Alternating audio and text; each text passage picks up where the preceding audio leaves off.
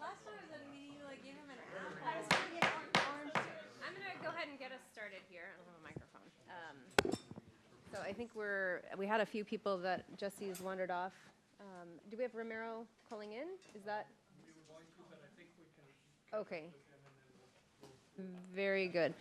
So, Mr. City Manager, did you want to just do real quick introductions, or did you want to duck right in? I mean, I think everybody knows each other, so I don't know that we need to do the Don Gerund here and give a story about your favorite football team. So we'll just go around the table real quick and just say who you are, and then, yes. So, Kim, we'll let you kick it off. I'm Kim Pratt, the Assistant City Attorney with Kenyon, D.C. Good evening, Steve Leniszewski, Public Works Director. Hello, Larry Crandall, Vice Chair of the Planning Commission. Pam Stewart, City Council. Rituja Indapre, Planning Commission. Mark Boffman, Planning Commission. Christy Melchow, Mayor. Shanna Collins, Chair of the Planning Commission. Lyman Howard, City Manager. Tom Hornish, Council. Eric Brooks, Planning Commission. Karen Moran, Deputy Mayor. Jane Garrison, Planning Commission. Jason Ritchie, City Council. Roshina Farrell, Planning Commission. Chris Ross, Council, and I disavow myself of these Krispy Kremes. They were planted. You can all blame Jason for that, I think. Okay, so I apologize in advance because one thing that's really not on our agenda here to the public that's in attendance as well as the planning commissioners, we are going to run into an executive session really quick, and that is pursuant to 42.30.110I, which is litigation. And we anticipate 10 minutes. 10 minutes, very good. Okay, so we'll be back in 10 minutes, so you can eat Krispy Kreme donuts. There you go. But not all of them. Yeah, save us a Krispy Kreme. Unless it goes after 10 minutes. There you go.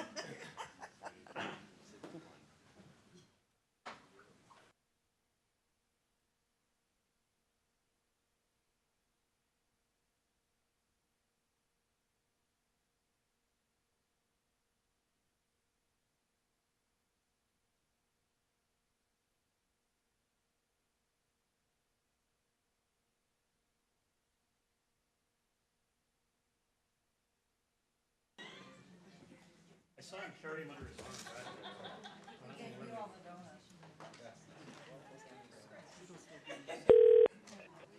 Hello? Do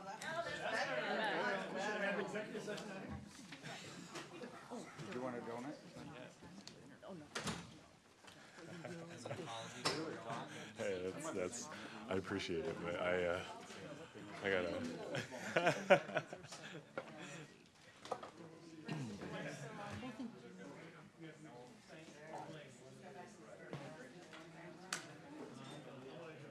So Lyman, are they ready or they're not ready if that's still, they are, okay. All right, so let's get going since we're a little bit behind here. We are going to look at, am I on? Yes, okay, so we're going to look at the Emergency Comprehensive Plan Amendment to the Transportation Element. And Mr. City Manager, I will turn it over to you. I'm turning it over to you, but not the donuts. Okay, very good. So tonight we've got staff here and our consultants. So let us turn things over to them for introduction and give us an overview of what we're going to be discussing tonight. Thank you, Lyman. Good evening, City Council and members of the Planning Commission. My name is Doug McIntyre. I'm a planner with Department of Community Development. And to my right is Cheryl Paston, the Deputy Director of Public Works. And to her right is Kendra Breland, our prime consultant on the both the Transportation Master Plan as well as this effort tonight related to concurrency and level of service. So as you're well aware, we are here for our first joint session with Planning Commission and City Council on this topic. City Council has had a little bit more of the discussions in the past on this topic, and recently, a couple weeks ago, on the 19th, our Planning Commission had the opportunity to try to get up to speed so that we can have this conversation tonight. And we had some great discussion at that meeting, and hopefully we'll be able to continue that discussion tonight. So just a couple short notes before I turn it over to Cheryl and Kendra. Just wanted to reiterate that, as Mayor Malchow mentioned, this is the first draft of the Emergency Comprehensive Plan amendments. So in your packet, you'll notice changes to both Volume 1 and Volume 2 of the transportation element, and that encompasses policies as well as the technical background information.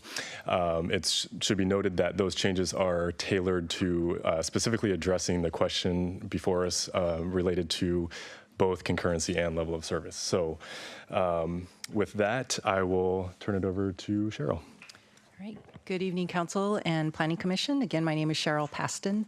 So we have a really short kind of agenda, long talking, but the items on the agenda. We'll talk about the background and scope. We'll talk about what the major changes are. Again, these are just to the transportation element policies and then the transportation element background chapter. And then we'll cover the next steps.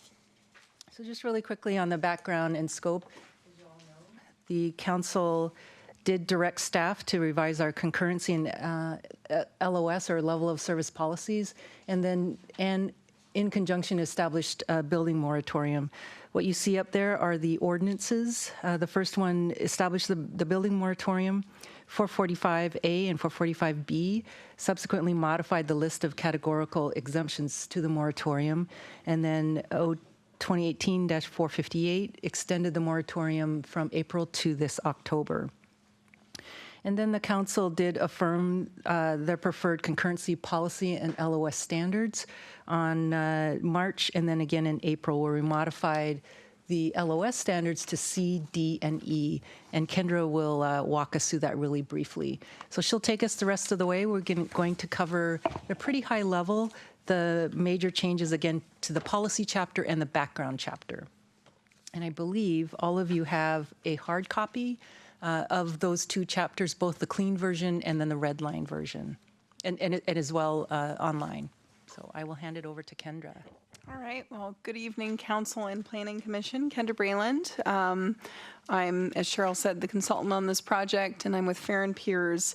So as Cheryl mentioned, most of the edits in this body of work really relate to our update of level of service policies. And, as a reminder for everyone, and I know everyone around this table has had extensive conversations about this, we're moving away from having a segment level of service and intersection level of service, which is kind of what was in the books before, to an intersection-only level of service.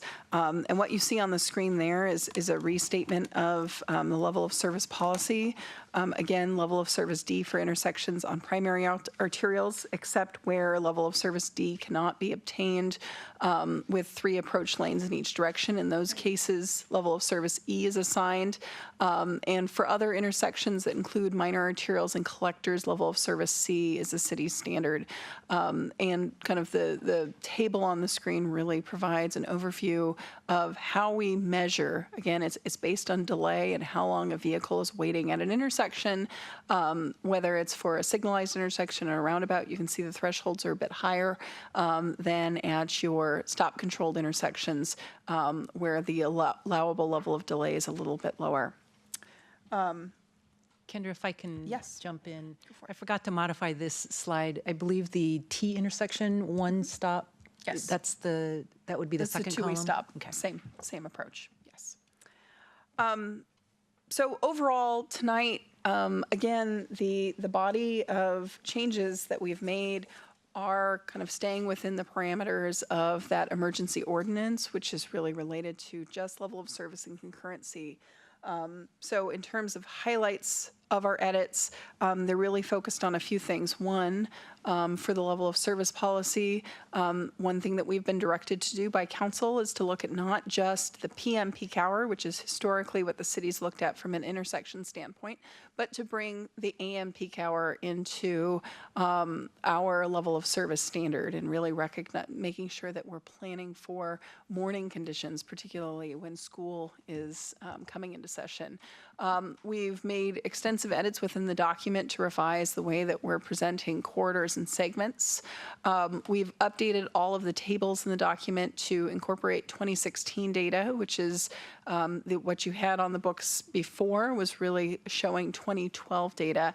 And then there's a number of kind of minor wording changes. Many of these wording changes and moving of text are really for readability, just trying to make the document a bit more approachable and understandable for readers. So the remainder of my presentation really does go over highlighting these major changes, kind of a high level here. To the extent that there's questions, I don't know if staff had a suggestion. Should we go through the presentation all the way, or was staff desiring that we take questions as we go through? I would say take questions as we go through so they don't forget what the questions are. Okay. But if it if it relates to something following, we can continue. Okay, perfect. So the first kind of volume, and again, Cheryl gave you a little navigation of this packet. So we know some of you might have hard copies, some of you might have online.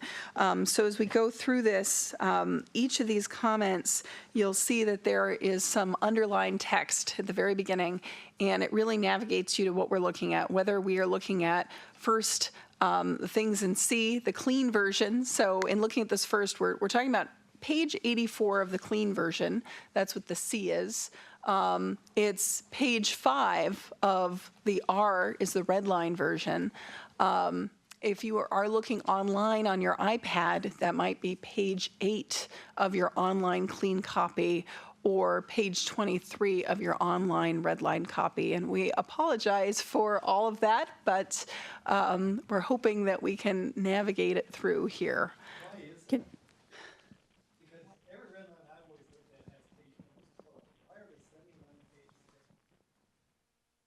I think, oh, go ahead.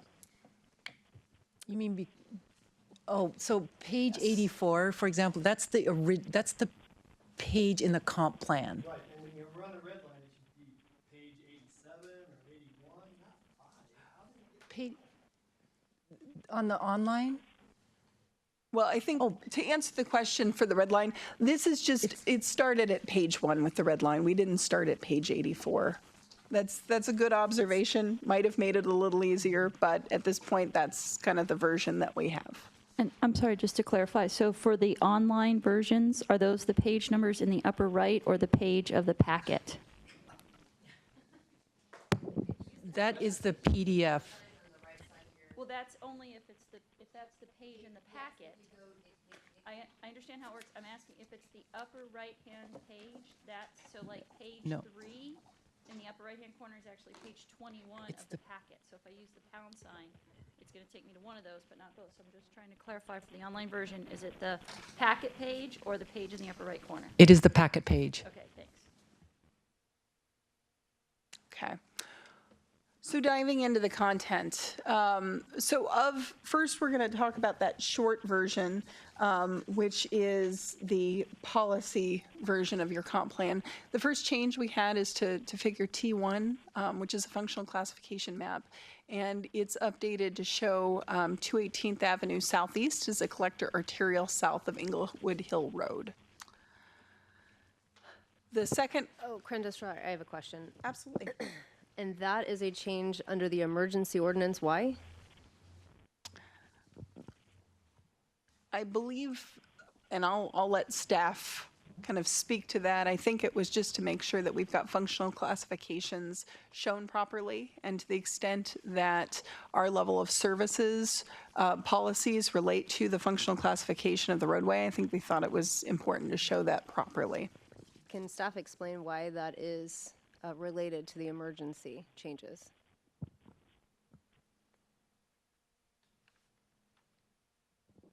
Is it one of our intersections that we're adding for level of service? No, it's functional classification of roads, which is not related to, But I don't know, that's what I'm hoping staff can answer. But is that road on one of the intersections? Because the functional classification does matter for what the level of service would be. I don't know. I'm hoping staff will be able to answer.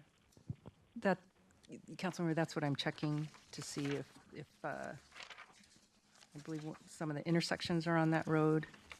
But I will double check that. Well, I think you're asking, There- we changed the terminology. Is that what you're asking? Or classification? We The changed the terminology of changed, classification. but I'm curious why that pertains to the emergency changes that we are making here. I would say there actually is one of our concurrency intersections on at that Eaglewood Hill Road and 218th. Okay, so that it has to be updated. Cheryl, is that accurate? Yeah, okay. I'm double Thank you. checking, yes. Okay.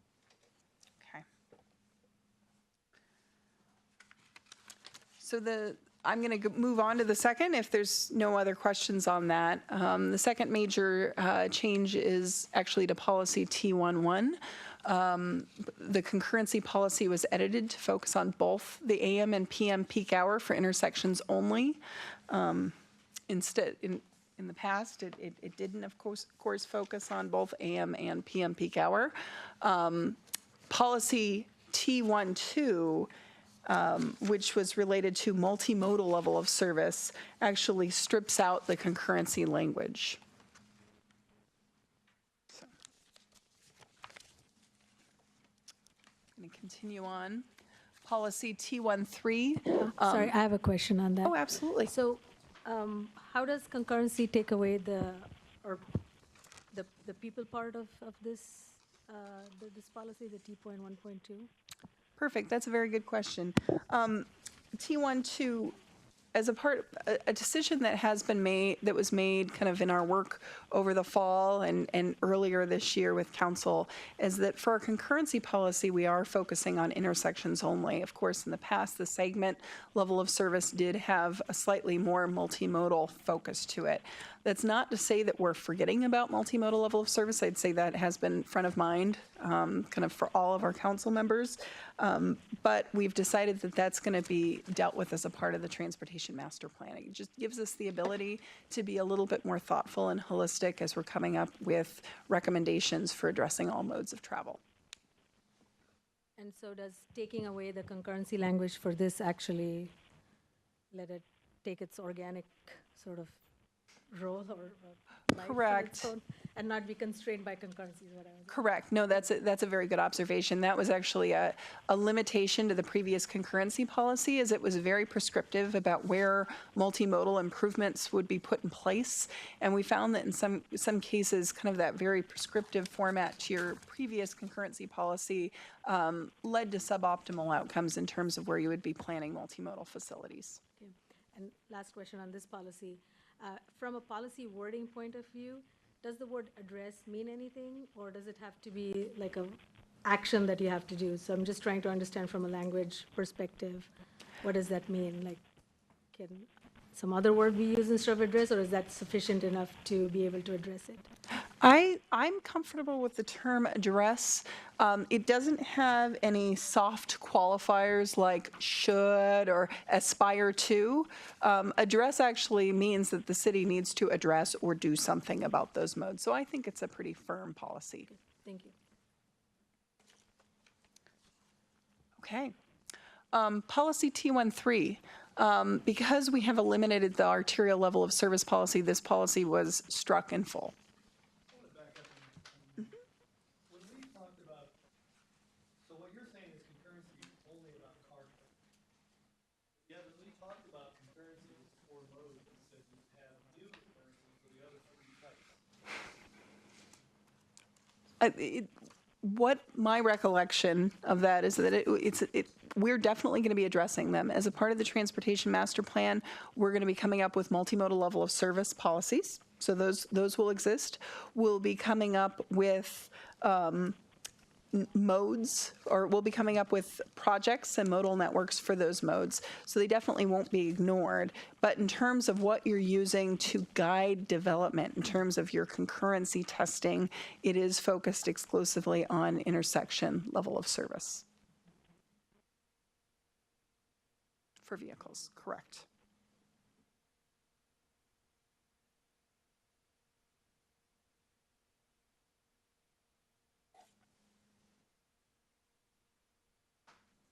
Okay. I'm going to continue on. Policy T14, because we removed T13, T14 has been renamed to T13. We've got other references that, of course, follow that then.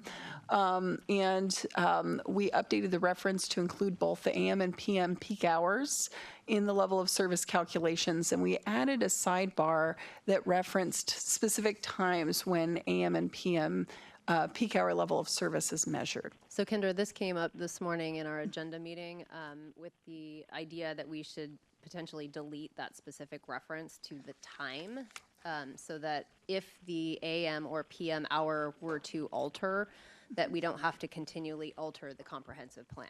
Okay. Christy, if I recall, we do, though, need to then add to the comp plan how we define the peak hour so that in either our ordinances or in another administrative document, we can show how that's been calculated to know what that is. Yeah. So we do need to add that in. Yeah. Okay. Discussion. Perfect. I'll work with staff to incorporate that. So I'm going to continue on here. Pages, and actually we're now moving into the background chapter. So that was it for the policy chapter. So now we're going to go into the background chapter. And some of these edits are going to be, of course, very similar in nature to what we saw in the policy chapter. So pages T9 to T14, and we've got a bunch of page references you can see there, but figures T1, background table T1, and the text under roadway inventory we updated these just to reflect the updated functional classification that we just discussed in the previous section. We also do have some corrections to street names. Again, this is more factual corrections that we wanted to address. Okay. The next updates were, again, more in line with updating kind of inventory. So the traffic signal and roundabout intersection inventory text and background figures T2 and T3, we updated those to reflect current inventory. Kendra, I'm sorry, I hate to pause you, but I'm still working on the first bullet because I'm trying to make sure I'm looking at what you are. It's taking a while to scroll through to find page numbers. Sure. So I'm not seeing any changes on this, so that's why I'm figuring I must not be. It says T.9, which is where I'm at, but I'm not seeing any changes. So, oh, I see them. Okay, I see them. Okay, just catching up because it's hard scrolling. And I can forth. slow down a little bit because yes, I realize there's a lot and everybody's going through different versions. Okay. So, if I may, I'm going to go to the second item. Okay.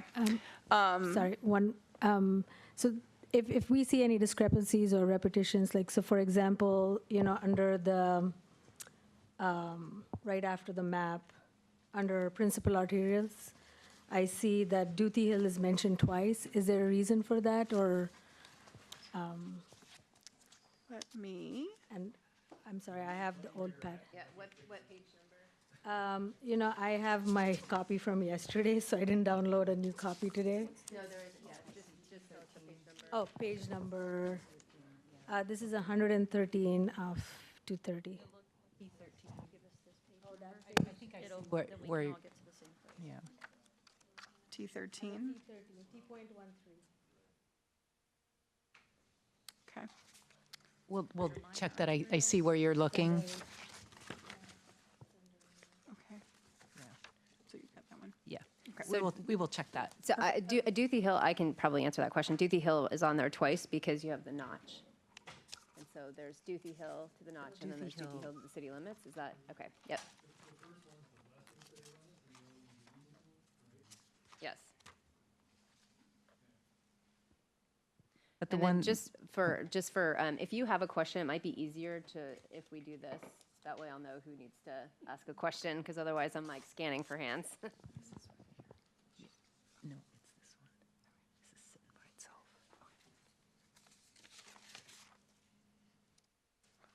Oh, no, that's correct. It is correct. It's correct. It's just the way you read it. This should Oh, okay. be there. Yeah, That that's dash should just not some be there. changes, so it's Yeah. probably okay. Yeah. Okay, great. All right. So as I mentioned, we updated figures T2 and T3 to reflect current inventory. The next section was the text under the heading roadway design standards.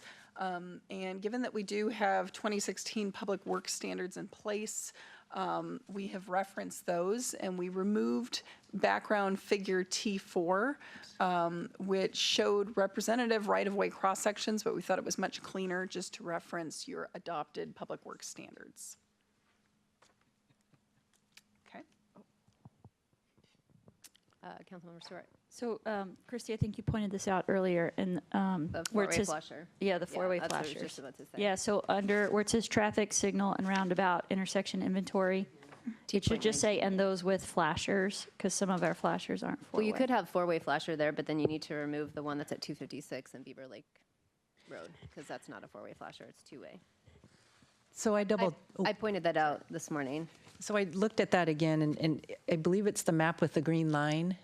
So that's actually a strikeout map. Okay. The next one is the corrected version. Okay. Hopefully that's the corrected version. Okay, that's right. I think it was really, I think it was hard because there's another map in there that looked like it was duplicative, but That's right. it's because the red line is really hard to tell. So if you could look on page T20 and see if, is that correct? Yes. That should be the correct map.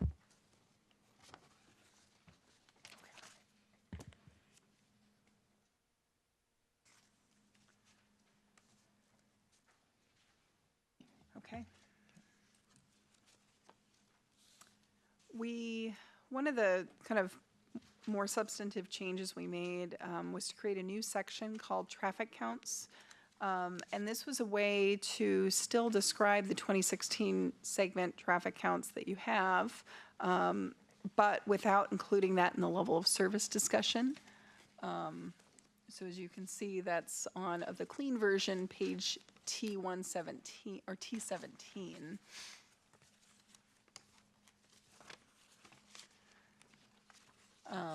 The next question, or the next change, is to background table T2 and background figures T6, which were updated to include the 2016 counts.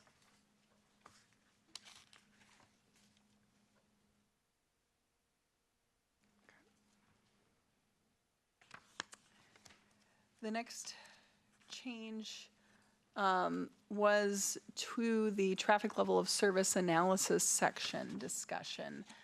We removed discussion of the segment analysis because that's no longer a portion of your level of service standard anymore, of course. And we focused that discussion on intersection level of service. Related to that, background table T5 and background figure T7 were updated to reflect the 2016 counts and level of service analysis. Whereas in the past, they only showed PM peak hour level of service conditions, they now show both AM and PM. And they're focusing exclusively on those 43 in-city concurrency intersections. Under the traffic counts, it just shows as daily traffic counts. And then, when you have the section where it's counting the 43 locations, you mentioned AM or PM. Does it matter that under the traffic counts, you don't mention if it's a AM or PM? Those are all-day traffic All day, counts. okay, So for they're all roadway day. segments, it's typical to show a daily volume. Okay. Whereas for intersections, we show a peak hour volume. Okay, thank you. And I just wanted to highlight on page T24, of the clean version, again, we reference the specific peak, AM and PM peak. So Sorry, can you say that again? Because I'm Sorry. not looking at a clean version, so. let me see if you're on the, let's see, the red version.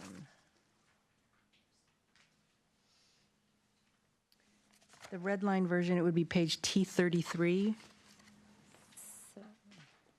Reference about halfway down, it talks about the AM and PM peak. So we'll, if it's the pleasure of this group, we'll take the specific reference out again. To the So it specific doesn't hour say- of measurement. Right. Instead of saying 7 to 8 specifically, and 4:45 to 5:45, we'll strip out those hours, so it just says AM and PM Good, peak hour. thank you.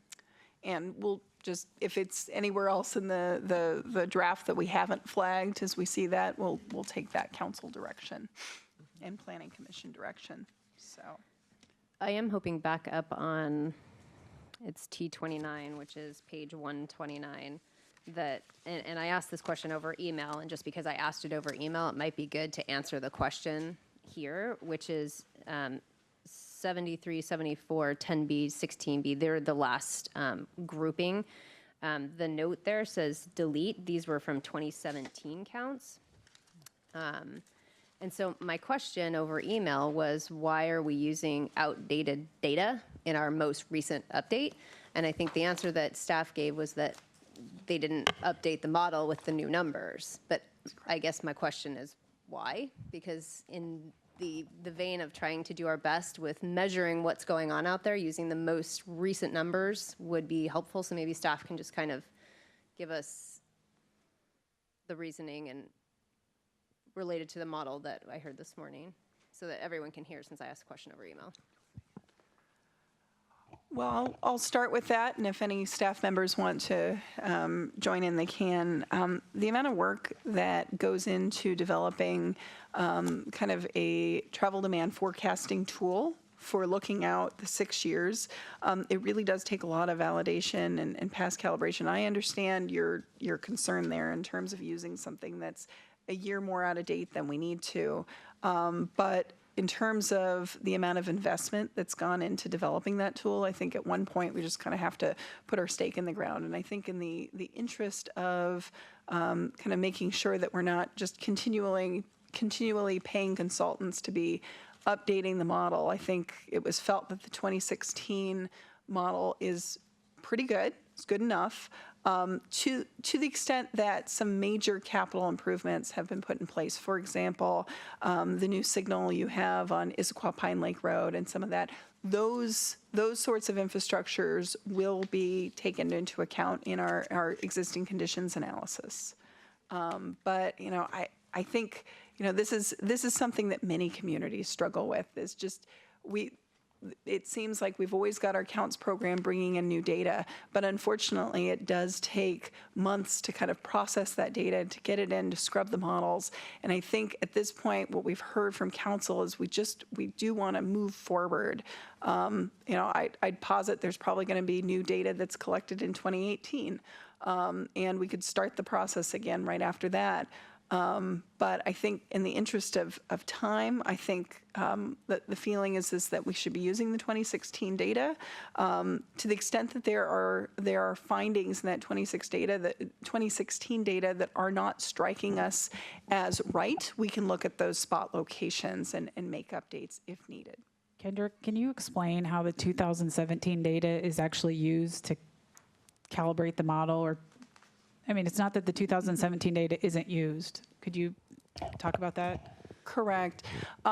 In terms of what we do with the 2017 data, we do look for trends. We look at roads where you've got jumping volumes.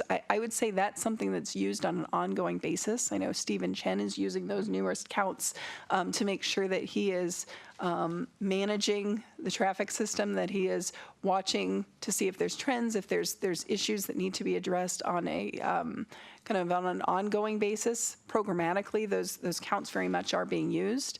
And to the extent that, we're seeing a big jump or big differences on some of those segments, those are places where we would entertain looking at the model and making sure that we're accounting for, any major shifts in traffic volumes. Thank you.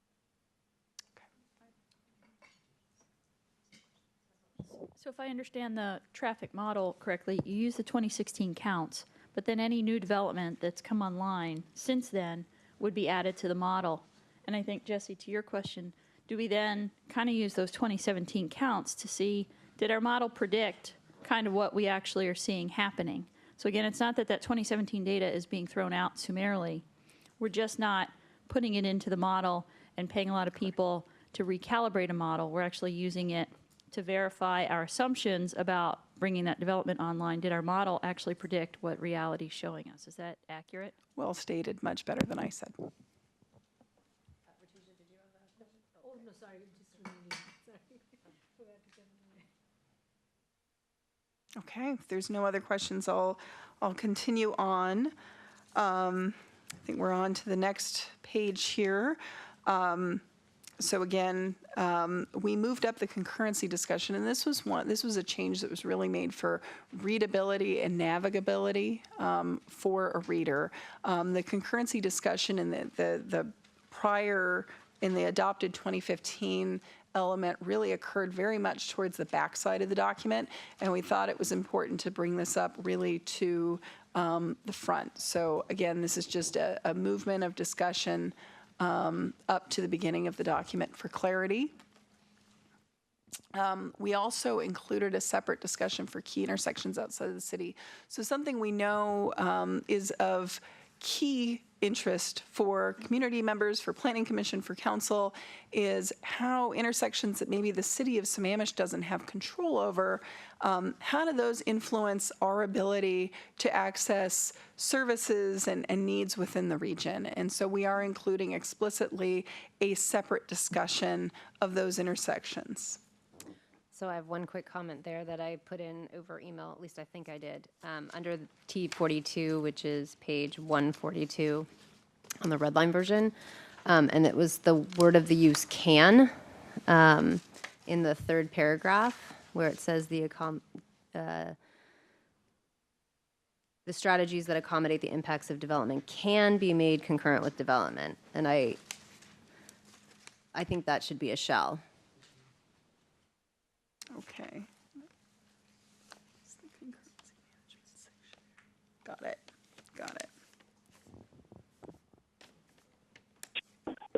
Kendra, this is Romero.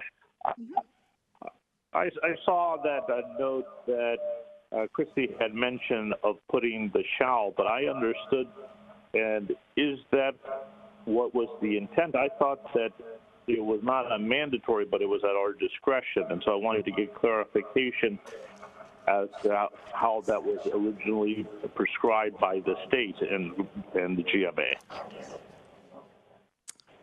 Sorry.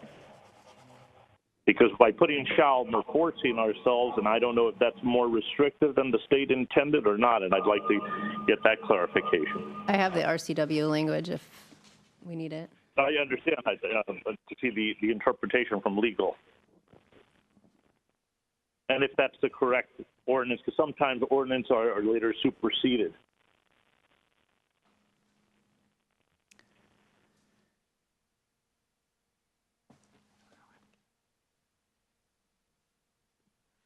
Ramiro, this is Kim. I can pull up the RCW right in front of me, but I haven't done that yet. I think the RCW probably does make that a shall. The transportation improvements or strategies that accommodate the impact of a development shall be made concurrent with the development. But I think we also have to recognize what concurrent means. It involves a 6-year. Right. Yeah. But I will find that in. Didn't it get extended? It's actually 10 years. It's 6 years funded, 10 years implemented. Didn't that change happen? I think that's. Well, oh, go ahead. Well, I was going to say that I had seen some documentation and that had said within 6 years you have to have either the funding, the plans to be put in place, that not even the plans have to be in place until those 6 years. So that's why I was wondering if it shall or it can, as long as it's those deadlines. I can read the RCW. I cut and paste the language from it that's referenced, the 36.70A. I cut and paste the relevant section into my packet. No, I understand, but what I'm wondering is that been preceded by by something else?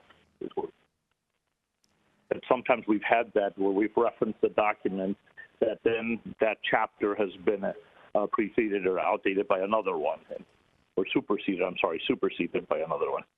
And so that's what I just want to make sure that we're on the actual one, The actual RCW? the final one that's I pulled it off the state's website. I'm assuming that would be accurate. no. So Ramiro, it's in section 3670A 0706B. And it's not worded exactly like this section in the comp plan amendments, but it does say, after adoption of the comprehensive plan by jurisdictions required to plan, local jurisdictions must adopt and enforce ordinances which prohibit development approval if the development causes the level of service to decline below the standards adopted in the transportation element of the comprehensive plan, unless transportation improvements or strategies to accommodate the impacts of development are made concurrent with the development. So it is a shall. It's worded differently, but it is a shall, and then it defines concurrent development. Okay, thank you. I think the 6-year, 10-year question is the use of impact fees. It used to be 6 years, and they moved it to allow 10-year spending period. So we can certainly edit this to be more, to mirror the RCW a little bit better, which would include the language of shall and describe the 6-year concurrent as funded, just that funded improvements are in place within 6 years. Yeah, again, I would just mirror the RCW.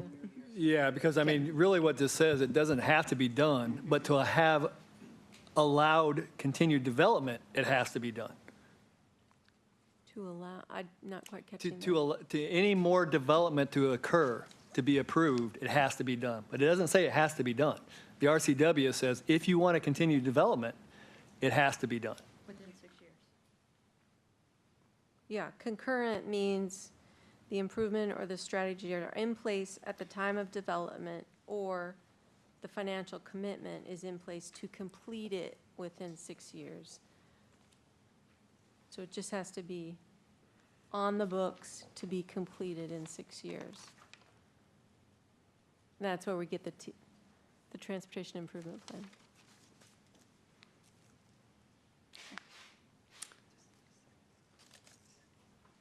That's the very last part of B in 070. Small b, right? Small b, yes.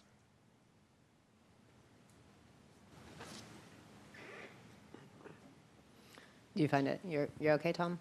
Yeah, I mean, if we mirror it, I think that's fine, but Yeah. it needs to say, Yeah. in order to allow continued development, which I think is what you said.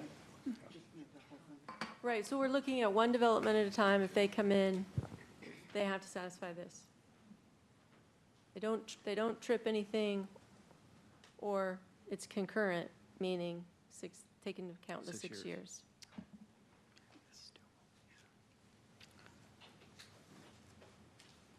Okay, I'll keep going.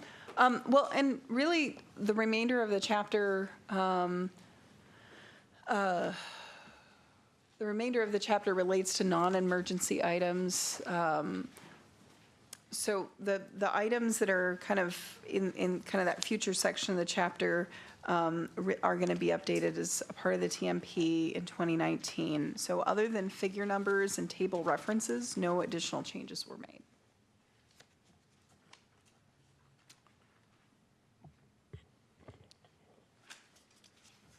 So this is our, next to the last slide. You've seen this before. This is our schedule. We are still on schedule. This is the first of 3 joint meetings together. The next meeting will be on May 15th. we'll go over the proposed code revisions as a result of changing our concurrency and LOS policies. And then on June 4th, excuse me, we'll have a wrap-up joint meeting just to finish answering any outstanding questions before, sorry, that's June 4th. And then the council will have a couple of presentations on June 5th and June 12th to discuss the full 6-year TIP. So that would be the 2019 to 2024 TIP. Then the council is scheduled to adopt that 6-year TIP on June 19th. And then there will be the first public hearing with the Planning Commission on both the comprehensive plan updates and the code revisions on June 21st. Then we'll come back to the council on July 10th for their first public hearing on the comp plan, and then a second hearing on July 17th to go over the code revisions. So again, there's a lot of work still up ahead of us. And our last slide is just our TMP website. So if there are any remaining questions that we can answer, please let us know. Thank you. So I have some questions because I think what we are trying to understand is what the policy needs to be going forward. So I just have some general questions which will help me understand concurrency and LOS better. So my first question was that what are the performance indicators that we're looking for once the new concurrency and LOS is implemented? So what is our, desired outcome, and how are we going to measure that? Well, that's a really good question. And, I wish I actually had some of the slides from the Transportation Master Plan. Back last summer, we actually had a pretty extensive public outreach process with the community, and we vetted a set of 6 goals, which we first worked with council, and then we brought them out to the community. And we heard that these 6 goals, which related to connectivity, the efficiency of your transportation system, regional connections, being safe and multimodal, having reinforcing character, those were values that were really echoed by the community. And so when we actually get back onto working through the Transportation Master Plan, after we kind of finish this process, we're really excited to start looking at scenarios. What types of investments can we put in place in Sammamish to help us achieve these goals better? And we'll be using a mixture of analytical tools and more qualitative tools, and going out to the community and talking again about these types of investments. We recognize that the city has a limited amount of resources to improve its transportation system, and we want to make sure we're being really smart about those resources. Driver experience is, of course, a very important factor, and it's one that we're talking about as a part of this concurrency process. But as I mentioned earlier, with the multimodal level of service metrics, there's a lot of other pieces that kind of really measure a transportation system to ensure that it's meeting kind of your more robust set of objectives. And so that more robust discussion is something that's a part of the Transportation Master Plan. Councilmember Ross. Yeah, I just want to make sure I heard Cheryl correctly earlier in the presentation on slide 4. On the two-way and all-way, it also should be revised to include T intersections? Correct. Okay, thanks.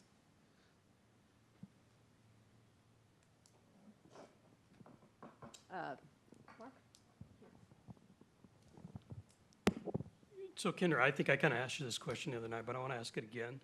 It's like clarification of how this tool works. It's gnawing at me that, and I want to make sure that I understand it right. If the calculation shows that a minor street coming into an intersection needs to be improved, and that could be from a development that's occurring and funds that are being required, but that improvement causes the performance and driver experience of the primary coming into that intersection to be worse, we're still essentially forced into a situation where we create a worse driver experience for the majority of drivers. How much flexibility does a city have when making those kinds of decisions? Can we be forced into doing that sort of thing? Well, I would say that the city has a number of choices in terms of the capital that it puts in place in an intersection to address an issue. And so actually that was something that I wish I had the slide that we shared at the last council meeting. Whether, there are different types of treatments that of course can be put in place. I think the example that you're referring to is a side street stop controlled intersection where your minor leg is stopped by a stop sign and the major street is not stopped by anything. Of course, if you've got a failure at that intersection, I would say, and it's all being driven by that minor leg approach, the city has a number of choices about how it wants to address that condition. One is, it could put a signal or some sort of treatment that would impose delay for all approaches. In some cases, though, there are other treatments that could be put in place. For example, a two-way left turn lane might allow for those folks to be exiting the side street and to have a location where they can get refuge and actually cross all the way across. So I would say that staff is very mindful of coming up with the optimal solution that is, kind of trying to balance those delay, but also balancing things like cost, balancing safety. So all of those are kind of front of mind. And I think, the situation that you're bringing up, though, is not one that's lost on staff as we're considering those infrastructure improvements. Yeah, I just have the concern that most people believe that this new tool will improve the way that we measure and make improvements in the city. But there's, to me, a distinct possibility that that will not happen in some instances if it's used bluntly. I just want to make sure I understand that. And I think that's one that we'll be keeping an eye on to the extent that that situation comes up, and I'd say that would be a minority of treatments. We'll definitely bring that up for discussion and make sure that it continues to make sense. Thank you. Councilmember Stewart. Do we need to put any language in the comp plan that would give us the ability, if, for instance, Mark, to your point, if we had a situation where we had some side street and the only way to remedy it was, say, a signal, which would slow down the main part, if that was the only way we could safely do it, do we want to have some way to, without having to update the comp plan again, to allow us to make that decision so that, again, we have the right infrastructure, the right tools in place here on the comp plan so that we're doing all the right consideration, but that we give the council the ability and that flexibility to kind of still think and make the right decision given all of the circumstances and all of the issues. And again, I'm not saying across the board that I want to lower, the level of service grade or anything, but I do want to allow us as a body to be able to use common sense that if we, for some reason, we're in a situation where the only safe thing to do would be to put something like that in place, that may not be in the best interest of the city or the majority of the residents. Is that something we need to consider since we clearly define what those levels of service are for the intersections in the comp plan? You raise a really good question, and I don't know if Kim would want to weigh in on that. I think concurrency laws is fairly regimented, that if you state a level of service objective at an intersection, for example, you kind of have to meet it. I think choices are certainly whether an intersection should be a part of your concurrency policy. I think as we're looking at the 43 that are currently in that list, does it make sense for all of those 43 to be city concurrency intersections? That's a good question. But once they are there and you've stated what the level of service standard is, I think it does require a comp plan amendment to kind of take it out or to change that standard. I don't know if I've mischaracterized that. No, I would agree, Kendra. I think you're going to get flexibility not in, say, LOS, standards. If you don't meet the D, something has to be done. But there is usually some flexibility, maybe more in the development regulations where some engineering judgment is involved or things like that. I mean, and you've got people trying to figure out the best way to, get the best solution we can, but still meeting the concurrency.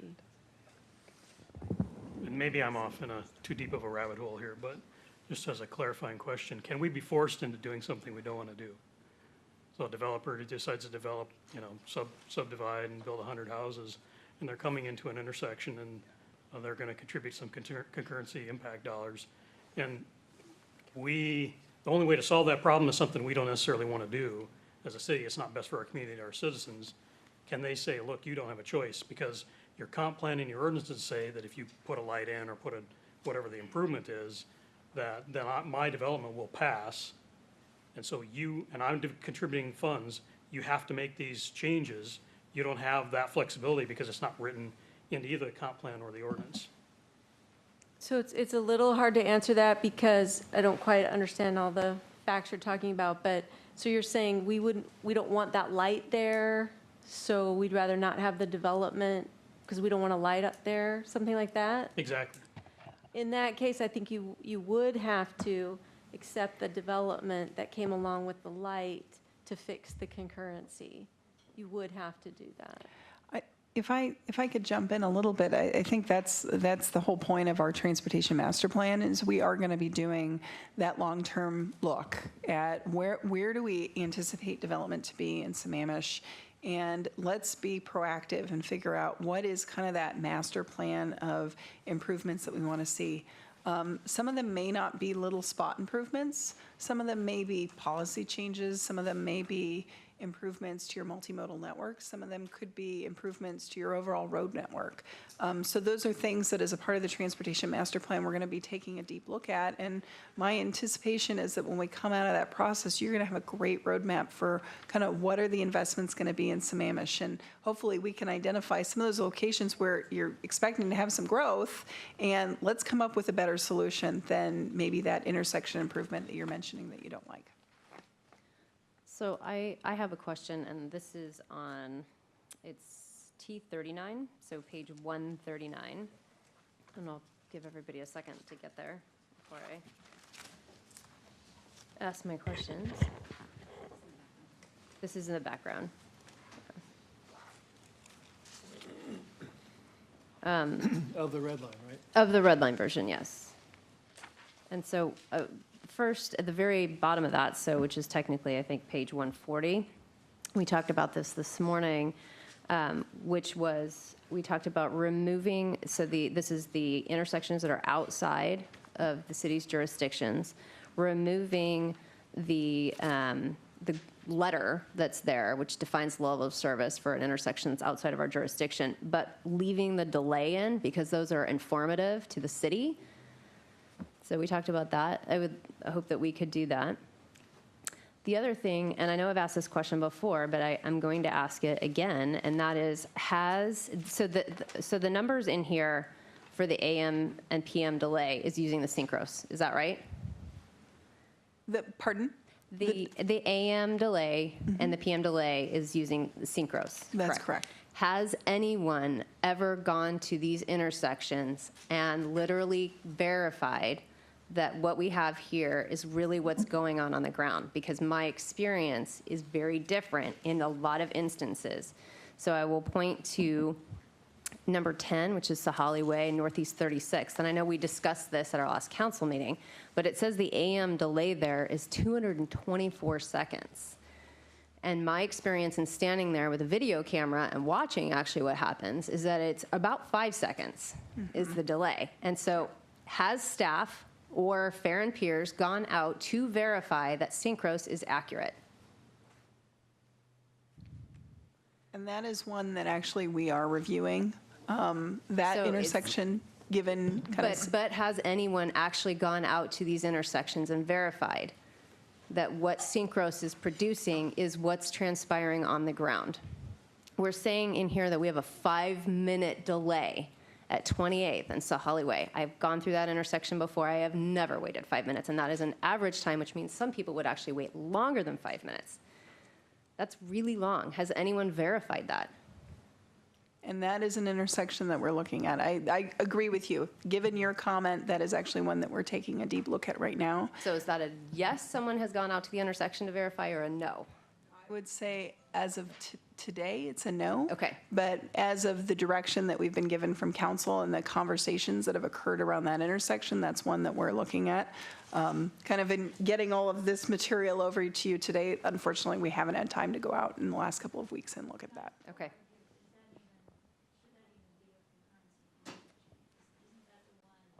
Which one, sorry? Well, we talked about that one, but I think my point in bringing it up is that it's hard to have faith in a model that isn't accurate, or at least per my experience. And I've gone and stood on these corners and actually watched to see what's happened. And my experience in the AM peak hour is very different from what I'm seeing here. So I'm just trying to ask if we're using a model to say what the delay is. I want to know if someone's standing out there and actually looking to see what the delay is.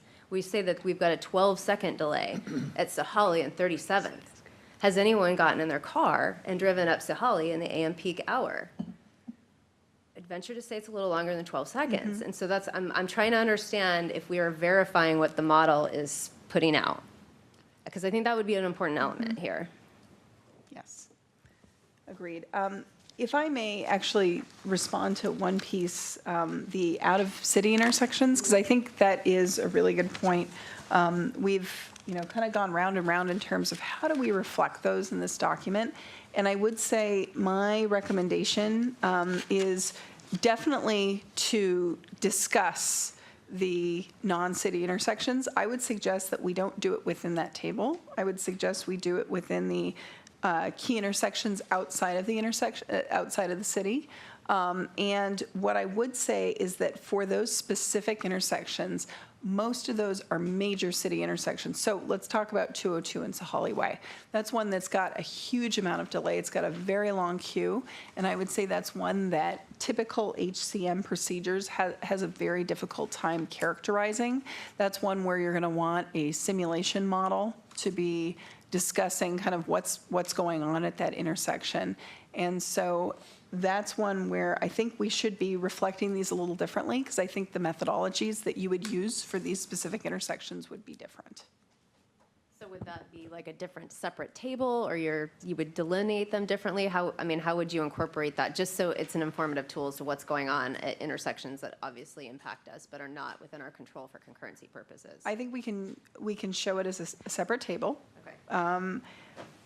And whether we actually want to go so far as to actually speculate at what the level of service is, or do we want to talk about just, there are major delays that go on at these intersections.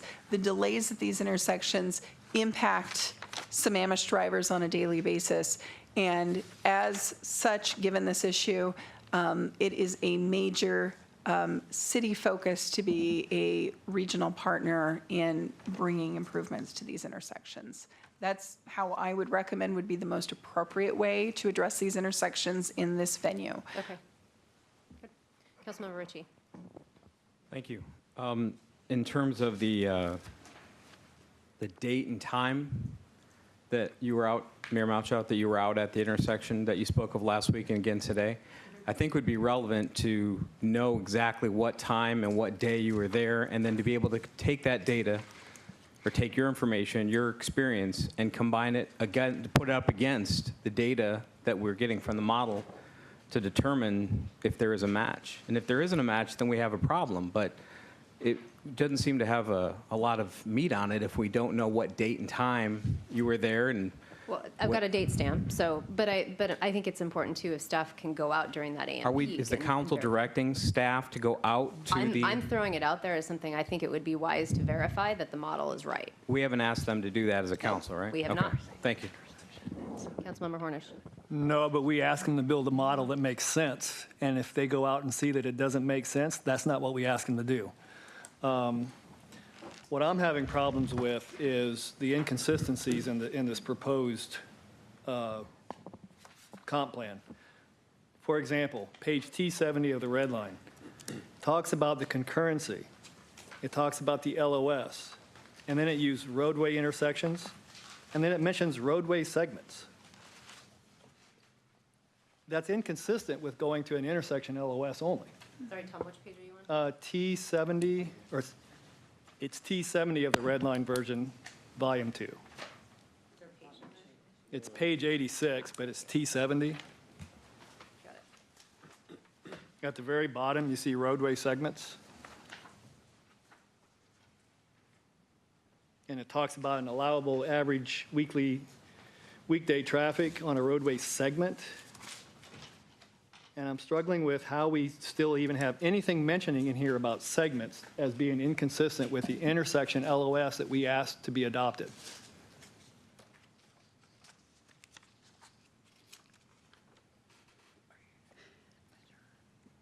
So I could try and address that first. We can try and make it as consistent as we possibly can with the data that staff has. I mean, I've gone through once as probably with the same frame of mind that you have, and I had specific questions for staff, and Cheryl and I were just talking tonight. We would go through that again and clean up as much as we could with the data we had, and so maybe this is one of those, this roadway segments and corridor LOS is one of the things Cheryl and I just talked about tonight. So we'll go back through and try and find all those pieces that can be taken out. It will probably take quite a bit of time to make it, I would say, a cohesive read again. Councilmember Ritchie, do you have something else? Okay. Councilmember Hornish, what do you mean by make sense? If it doesn't meet what's on the ground, then the model makes no sense. And that's all that I think Mayor Malchow was asking it to be done. Let's go out and look to see if the 224 seconds at 36th and Sahale, is that real world or not? And if it's not, then I really question the model that we're using. And it probably goes both ways. I think you raised a couple of intersections that it shows a lot less, and the real world is it's a lot more. This one shows a lot more, and in the real world, it's a lot less. So it just throws up the whole question as to the model. Is this computer predicting what's actually happening on the ground? Do the folks at Fair and Piers, do you have a way of QA? Are you quality? Is there a way you're checking whether or not the model is showing accurate data? I mean, is going out there and counting cars the way to do it, or what's best practice? It's probably hard to average. I can understand that. Yes. Yes. So I think, generally, as we've looked through the intersections where we're showing deficiencies, I think in virtually every other case, other than maybe this 36 that the mayor has brought up, I think that's an intersection we're wanting to look at. But I have to say, as I'm looking through and I'm thinking about the places, and I've spent a lot of time on your streets, generally things are matching up with my expectation. In terms of how do we go out and QC these, we do, when we have an intersection that's failing, we go out and we make sure, okay, so the approach that it says that we're failing, let's make sure that we're actually seeing queued up cars. The 36th that the mayor's mentioned, that's a place that we've kind of got on our bucket list to make sure that the day that the count was collected, it wasn't anomalous. I mean, you can have an event at a location that the traffic counters who are out there don't know it, and often don't bring it up to us. They might think, hey, it's always busy out here. So that is a good case, and that's one where a little bit of a real-world look at intersections to make sure that they're making sense is something that we do. And before we go out and do a capital project, that's something staff always does another check to make sure, does this capital project make sense? With respect to kind of the later sections of this document where we've got the roadway segments, I mean, I think that's one where we have intentionally, at this point, taken a pause at the secondary portion of this, everything that's forward-looking. And yes, it still includes some of those, the relics of the old roadway segments and corridors. We haven't updated that because this is going to be fully replaced with the TMP next year. So we realize there's a bit of a temporal disconnect at this point, but the city is working very hard to make sure that we have a comprehensive and cohesive TMP that comes forward to you in 2019. Jason, Oh, Jason. Yeah. Okay. Thank you. So since we're talking about models, I have a question on that. So are there any new employment allocations for Sammamish that might impact the travel demand forecasting model? And what impact does a moratorium on the town center have on this? From the perspective of forecasting and looking out in a 2035 horizon, we don't presume that a moratorium will be in place until 2035. So that typically doesn't protect, kind of our out year forecasted volumes. In terms of the growth allocations, what's summarized in this document, of course, are the growth allocations that you had in place back when the 2015 document was updated. To the extent that those growth allocations, and I don't have them off the top of my head, have been updated for the modeling that we're doing as a part of the TMP looking out in 2035, we will be using your most up-to-date allocations. I would just add, I don't believe the city has a different allocation that was used in the 2015 update as yet.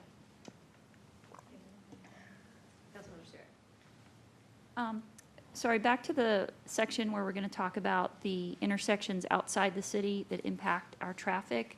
I don't know what criteria we're using to identify those, but I would throw out that we should consider the interchange with 520. And we may even want to consider the interchange with I-90, just because if we're talking about commuting and we're talking about partnering with people and truly improving driver experience, even though it's outside of our city, and it certainly isn't something from a concurrency perspective, it's nothing we can put in concurrency, but in terms of the TMP and what we're looking at, you know, if we want to talk about data counts, last week, every day, I timed how long it took me to get off of 520, and I sat for no less than 7 minutes every day to get off of 520. Once I got past there, my commute was pretty easy. The intersection at 202 and East Lake Sammamish Parkway is a little dicey, but once you get off of 520, it improves significantly. And my entire time within the city limits, I was at, Chief Bennett is in here, or above the speed limit. So I think that that's something that as we look at the TMP and we look at partnering with our neighbors, I feel like the 520 and I-90 interchanges need to be part of that.